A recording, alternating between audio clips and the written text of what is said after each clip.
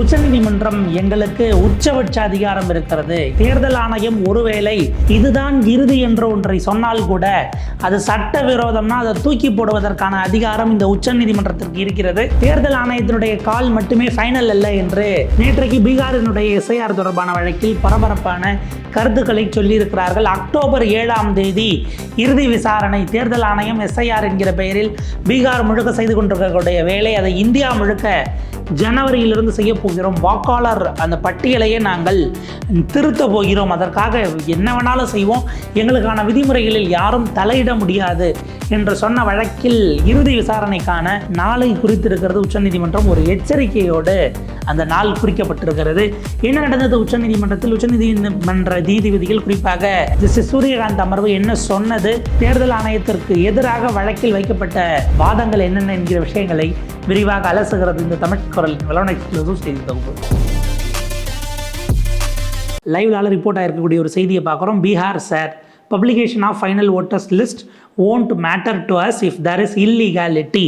Supreme Court adjourns hearing till October 7 என்கிற செய்தியை பார்க்கிறோம். அதாவது பீகாரில் இப்போ நடந்துக்கிட்டு இருக்கிறது, போய் எல்லாரும் என்ன முறையிடுறாங்க, இந்த மாத கடைசியோட இறுதி வாக்காளர் பட்டியலை இவங்க தேர்தல் ஆணையம் வெளியிட்டு விடுவார்கள் அப்படின்னும் போது, அப்படி வெளியிடுவது அந்த தலைப்பு அதுதான். தேர்தல் ஆணையம் இறுதி வாக்காளர் பட்டியலை வெளியிடுகிறது என்பது அது எங்களுக்கு கவலை இல்லை, அதில் சட்டவிரோதம் இருக்கிறது என்று சொன்னால் அதை எடுத்து அதை மாற்றுவதற்கான அதிகாரம் எங்களுக்கு இருக்கிறது அப்படிங்கிறத அவங்க குறிப்பிடுறாங்க. அதாவது தேர்தல் ஆணையம், அதுக்கு அர்த்தம் என்னென்னா, தேர்தல் ஆணையம் வெளியிட்டுட்டா அதோட முடிஞ்சு போச்சு, அதுதான் ஃபைனல் அப்படின்னு நீங்கள் நினைக்காதீங்க. அதை விட கூடுதல் அதிகாரம் எங்களுக்கு தான் இருக்கிறது என்பது இதனுடைய அடிப்படையான ஷரத்தாக இருக்குது. இப்போ இதை ஒரு செகண்ட் இதை நம்ம கட் பண்ணிவிட்டு, யாருக்கு இந்த பதில்? ஏன்னா தேர்தல் ஆணையம் சொல்வதை ரத்து செய்யக்கூடிய அதிகாரம் எங்களுக்கு இருக்குன்னு அவங்க சொல்கிறாங்கன்னா எதற்காக என்கிற கேள்வி இருக்கிறது. அப்போ அந்த இடம் தான் நம்ம ஒரு சின்ன ஃப்ளாஷ்பேக் போகணும். சில நாட்களுக்கு முன்பாக, ஏறத்தாழ ஒரு 3 நாட்களுக்கு முன்பாக தேர்தல் ஆணையம் உச்சநீதிமன்றத்தில் ஒரு பிரமாண பத்திரம் தாக்கல் செய்தது. அந்த பிரமாண பத்திரத்தில் என்ன இருந்ததுன்னா, எங்களை யாரும் கட்டுப்படுத்த முடியாது. நம்ம ஸ்க்ராலில் இருக்கக்கூடிய இந்த செய்தியை பார்க்குறோம். Election commission tell supreme court it alone can decide timing and method of voter roll revision என்கிற ஒரு இது இருக்கிறது. உச்சநீதிமன்றத்தை தன்னுடைய பிரமாண பத்திரத்தின் மூலமாக தேர்தல் ஆணையம் சீண்டியது. இதற்கான பதிலாகவும் நம்ம இதை மேட்ச் பண்ணி பார்த்துக்கலாம். ஏன்னா நீதிபதிகள் கடந்த காலத்தில் சில நேரங்களில் சொல்லியிருக்கிறாங்க, நாங்களும் செய்தியெல்லாம் படிக்கிறோம், என்ன நடக்குதுங்கிறத பார்க்குறோம், எங்களுக்கும் அந்த புரிதல் இல்லாமல் இருக்காது அப்படின்லாம் பல நேரங்களில் பல வழக்குகளில் ஒரு போகிற போக்கில் ஒரு அப்சர்வேஷனாக கொடுத்துருப்பாங்க. இப்போ அந்த மாதிரி பார்க்கும்போது இந்த ஸ்க்ராலில் நடந்த சம்பவத்தை நீங்கள் 2 நாள் கழித்து சொல்லியிருக்கக்கூடிய பதிலோடு ஒப்பிட்டு பார்க்க வேண்டிய தேவை இருக்கிறது. அவங்க சொல்கிறாங்க, உச்சநீதிமன்றத்திலே போய் தேர்தல் ஆணையம் சொல்லுது, எஸ்ஐஆர் என்று சொல்லக்கூடிய வாக்காளர் அந்த சிறப்பு திருத்தம் இருக்குது இல்லைங்களா, இதை செய்வதற்கு எவ்வளோ நாளுக்குள்ளே செய்யணும், எத்தனை வருஷத்துக்கு ஒரு வாட்டி செய்யணும், எவ்வளோ பேர் ஈடுபடுத்தி என்ன மாதிரியான ஃப்ரேமில் அதை செய்யணும், இதெல்லாம் எங்களால் மட்டும்தான் அதை அதிகாரம் இருக்குது, எங்களுக்கு யாரும் உத்தரவிட முடியாது, கட்டளையிட முடியாதுங்கிறது தான் அவங்களுடைய பிரமாண பத்திரம். ஏன்னா வேறு ஒரு வழக்கு போகிறது, இந்தியா முழுக்க இதை கொண்டு வரணும் அப்படிங்கிற மாதிரியான வழக்கை பாஜகவை சேர்ந்த ஒரு வழக்கறிஞரே போடுறாரு. இதற்கான பதிலாகவும் தான் நம்ம இப்போ இந்த லைவ்லாவினுடைய செய்தியை பார்க்குறோம். இப்போ நேற்றைக்கு வழக்கு விசாரணையில் என்ன நடந்தது? பிரசாந்த் பூஷன் அவர்கள் பல்வேறு விதமான அடுக்கடுக்கான குற்றச்சாட்டுகளை இவர்கள் மீது வைக்கிறார்கள். ஜஸ்டிஸ் சூரியகாந்த் மற்றும் ஜஸ்டிஸ் ஜாய் மல்யா பக்ஷா 2 நீதிபதிகள் அமர்வுக்கு வருகிறது. அதில் பார்த்திங்கன்னா, அதுக்கு முன்பாக அக்டோபர் 1க்கு முன்னாடி நீங்கள் வைக்கணும்னு கேட்கும்போது செப்டம்பர் 28லேருந்து தசரா விடுமுறை வருகிறது. அங்கே தசராங்கிறது ரொம்ப பெரிய பண்டிகை. நம்ம விஜயதசமி அப்படின்னும்போது நம்ம நவராத்திரி முடிஞ்சு அந்த லாஸ்ட்டு அந்த ஃபேஸஸில் மட்டும்தான் நம்ம லீவ் விடுவோம். ஆயுத பூஜை, சரஸ்வதி பூஜை, விஜயதசமி அப்படிங்கிறது. அங்கே தசராங்கிறது 10 நாட்களுமே கொண்டாட்டம் தான், நவராத்திரி ப்ளஸ் விஜயதசமி. ஸோ அந்த இதுக்காக அங்கே க்ளோஸ் ஆகுது அப்படின்னும்போது நீதிபதிகள் சொல்கிறாங்க, ஏன்னா அக்டோபர் 1ஆம் தேதி அவங்க ரிலீஸ் பண்ணிடுவாங்க லிஸ்ட். அப்படி விட்டுட்டா நாங்கள் போட்ட இவ்வளவு கேஸ் வீணாக போயிடுமே இது தரப்பில் வைக்கிறாங்க. குறிப்பாக திரு பிரசாந்த் பூஷன் அவர்கள் வைக்கும்போது எலெக்ஷன் கமிஷன் அதனுடைய மேனுவல்ஸையும் ஃபாலோ பண்ணலை, ரெகுலேஷன்ஸ் அதனுடைய விதிகளையும் இப்போதைக்கு ஃபாலோ பண்ணலை. குறிப்பாக இப்போ நடத்தி எஸ்ஐஆர் அப்படிங்கிற விஷயத்தை குறிப்பிட்றாரு. கூடுதலாக உச்சநீதிமன்றம் சொன்ன விஷயங்களை புறக்கணித்திருக்கிறது, அதை சரியாக ஃபாலோ பண்ணாமல் நீதிமன்றம் சொன்னதையே கேட்காமல் தேர்தல் ஆணையம் இருந்திருக்கிறது. ஏன்னா இப்போ தேர்தல் ஆணையம் என்ன பண்ணுச்சு, 62 லட்சம் பேர் மேற்பட்டவங்களை நீக்கிருச்சு. 65 லட்சம் பேரை நீக்கி வெளியில் தூக்கி போட்டுருச்சு. இவங்க 65 லட்சம் பேரும் ஆதார் கார்டு இருக்குது அப்படின்னா நீங்கள் போய் அப்ளை பண்ணி சேர்க்கலாம் என்பது உச்சநீதிமன்றத்தினுடைய கடந்த உத்தரவில் அவங்க வெளியிட்டது. 12வது ஆதாரமாக நீங்கள் ஆதாரம் எடுக்கணும்னு. இப்போ பிரசாந்த் பூஷன் என்ன சொல்கிறாரு, எத்தனை பேர் இப்போ அந்த மாதிரி மறுப்பு தெரிவித்து போடுறாங்களோ அதனுடைய டீட்டெயில்ஸை இவங்க வெப்சைட்டில் ஏற்ற வேண்டியிருக்கிறது. அப்ஜெக்ஷன்ஸை அதுக்கான உத்தரவுகளும் நீங்கள் ஏற்கனவே பிறப்பிச்சிருக்கிறீங்க. லீகல் மேண்டேட் இருந்தும் கூட உதாரணத்துக்கு 2 லட்சம் பேர் இல்லை எங்களை நீக்கியது தவறுன்னு எதிர்ப்பு தெரிவித்திருக்கிறார்கள். அப்படியா, என்ன எதை காட்டி?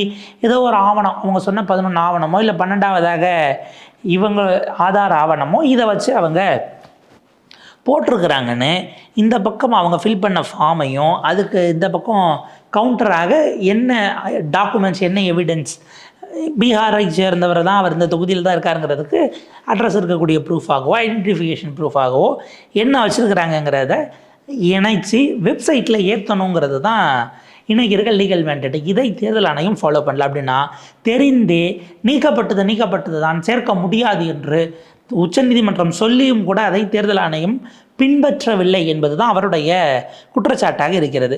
தேர்தல் ஆணையம் அதே போல் டெய்லி புல்லட்டின்ஸை போடணும் என்று மூத்த வழக்கறிஞர் கோபால் சங்கர நாராயணன் அவர்கள் நீதிபதிகளிடம் வேண்டுகோள் வைக்கிறார். இதற்கு நீங்கள் உத்தரவிடணும். ஒவ்வொரு நாளும் எத்தனை 1000 பேர் இல்லை எத்தனை லட்சம் பேர் எதிர்ப்பு தெரிவித்து ஃபைல் பண்ணியிருக்கிறாங்க அப்படிங்கிற டீட்டெயில்ஸை டெய்லி புல்லட்டின்ஸை அவங்க ரிலீஸ் பண்ணணும் அப்படின்னு குறிப்பிடுகிறார். அதே போல் மூத்த வழக்கறிஞர் ராகேஷ் திவேதி தேர்தல் ஆணையத்துக்காக ஆஜரானவர். அவர் என்ன சொல்கிறாரு, நாங்கள் வீக்லி அப்டேட்ஸாக கொடுக்குறோம், டெய்லி அப்டேட்ஸுங்கிறது ஃபீஸிபிள் இல்லை அப்படின்னு ஒரு விஷயத்த பதிவு பண்ணுறாரு. இதில் ஜஸ்டிஸ் சூரியகாந்த் இடையிட்டு நீங்கள் தொடர்ந்து அந்த விஷயங்களை பொதுவெளியில் போடுவது, மக்களால் அக்சஸ் பண்ணக்கூடிய அளவுக்கு அதை பப்ளிசைஸ் பண்ணுறதுங்கிறது தான் உங்களுடைய வெளிப்படைத்தன்மையை உறுதி செய்யக்கூடியதாக இருக்கும். அந்த டிரான்ஸ்பரன்சிங்கிறது ரொம்ப முக்கியமானது. To the extent you can bring in public domain what you have done, என்ன பண்ணியிருக்கிறீங்களோ அது அத்தனையும் பொதுவெளிக்கு கொண்டு போடுங்க, அது தேவையாக இருக்கிறது அப்படின்னு ஜஸ்டிஸ் சூரியகாந்த் பதிவு செய்கிறார்.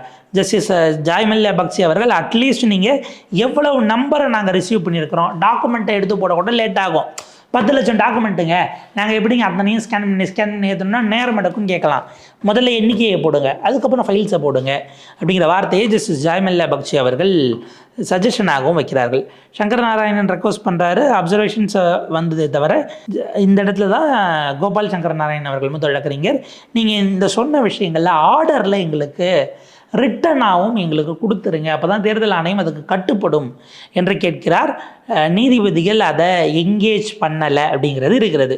அப்போ அது வாய்மொழியாக சொல்லப்பட்ட உத்தரவு கூட இல்லை, சஜஷனாக கருதப்படலாம், அல்லது ரெக்கமெண்டேஷன்னு நாளைக்கு தேர்தல் ஆணையம் இதை பயன்படுத்தி கிளைம் பண்ண முடியும் என்பது தான் இன்றைக்கு இருக்கக்கூடிய சிக்கலாக இருக்கிறது. இப்போ சமீப காலத்தில் நீதிமன்றங்களில் நடக்கக்கூடிய இந்த விஷயங்கிறது நம்ம கவனித்து பார்த்தோம்னா அது ஒரு பேட்டர்னாகவே இருக்கும் அப்படிங்கிற மாதிரி இருக்குது. ஏன்னா நீதிபதிகள் கேள்விகள் எல்லாம் மிக அழுத்தம் திருத்தமாக கேட்கிறார்கள். இப்போ நேற்றைக்கு வந்த வக்ஃபு தொடர்பான இடைக்கால உத்தரவு அந்த தீர்ப்பிலேயே கூட பல சிக்கல்கள் இருக்கிறது. அவங்க பார்ஷியலி ஸ்டே பண்ணியிருக்கிறாங்க. கை வைக்க விரும்பாத இடங்களை வைத்து பாஜக மிகப்பெரிய அளவுக்கு விளையாட முடியும், அதுக்கான வாய்ப்பு இருக்குது. நம்ம அதை பற்றி மட்டுமே ஒரு வேறொரு காணொலி பேசலாம். ஒரு உதாரணத்துக்கு எடுத்தோம்னா, அப்படி இவங்க ஒரு வழியை அடைக்கிற மாதிரி இன்னொரு வழியை திறந்து விடுகிறதுக்கான ஸ்பேஸையும் சில நேரங்களில் ஆர்டர்ஸ் கொடுத்து விடுகிறது. இப்போ ஒன்றும் இல்லை, பெஞ்சை அவங்க சொன்னதை, தேர்தல் ஆணையத்துக்கு சொன்னதை ஒரு வரியாகவும் அதில் சேர்த்திருந்தால் சிக்கல் இல்லாமல் போகும்.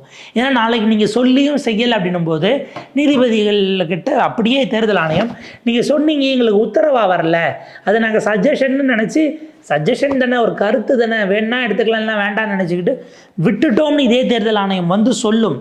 அதனால் அதற்கு ஏன் நீதிமன்றம் இடம் கொடுக்கிறது அப்படிங்கிற ஒரு விஷயம் இருக்குது. பட் அதை எப்படி பார்க்குறாங்கங்கிறத பார்ப்போம். அதே போல் மூத்த வழக்கறிஞர் டாக்டர் அபிஷேக் மனு சிங்வி மற்றும் வழக்கறிஞர் விருந்தா குருவர் ஆகியோர் அவங்க நீதிமன்றம் இதை ஏர்லியராக எடுக்கணும் அப்படிங்கிற விஷயத்தை குறிப்பிடுறாங்க. அக்டோபர் 1 அப்படிங்கிற ஹியரிங்குள்ளே முடியும் போது நீங்கள் இமீடியட்டாக இதை அடுத்த ஹியரிங்கிறத எவ்வளோ ஃபாஸ்ட்டாக முடியுமோ அவ்வளோ ஃபாஸ்ட்டாக வைக்கணும் அப்படின்னு சொல்கிறாங்க. ஏனென்றால் கடந்த முறை பீகாரினுடைய சட்டமன்றம் நவம்பர் 22ஆம் தேதி சட்ட அமைச்சரவை பதவி இருக்கிறது. அப்போ இப்போ இருக்கிறது இந்த நவம்பர் 22க்குள்ளேயே முடிஞ்சிடும். அப்படின்னா எலெக்ஷன்ஸ் வந்து நீங்கள் அக்டோபர் மிடில்லையே தொடக்கத்திலேயே நோட்டிஃபிகேஷனை கொடுத்து நடத்தணும் போது நீதிமன்றம் உள்ள அதில் தலையிட்டு மாற்றணும் அப்படின்னா எலெக்ஷன் டேட்ஸ்லாம் வந்துச்சு முடியாதுன்னு கடந்த காலத்தில் நாடாளுமன்ற தேர்தலுக்கு சில விஷயங்கள் வரும்போது சொன்னாங்க. டேட்ஸ் எல்லாம் வந்துருச்சு, பிறகு பார்த்துக்கலாம், அந்த இவிஎம் தொடர்பான வழக்குன்னு நினைக்கிறேன்.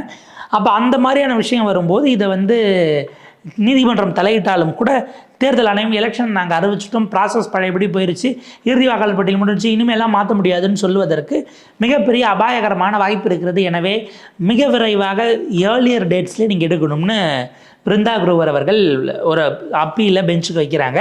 நீதிபதிகள் அதை வந்து அக்டோபர் 7 எடுத்துக்கிறோம். இதில் வந்து அதுக்கு முன்னாடி ரீஓப்பனிங் கோர்ட்ஸ் இருக்கா, அது தசரா விடுமுறைங்கிறதுனால அந்த சமயத்தில் இதை கொடுக்கறது கஷ்டமாக இருக்கும் அப்படிங்கிறதையும் அவங்க குறிப்பிடுறாங்க.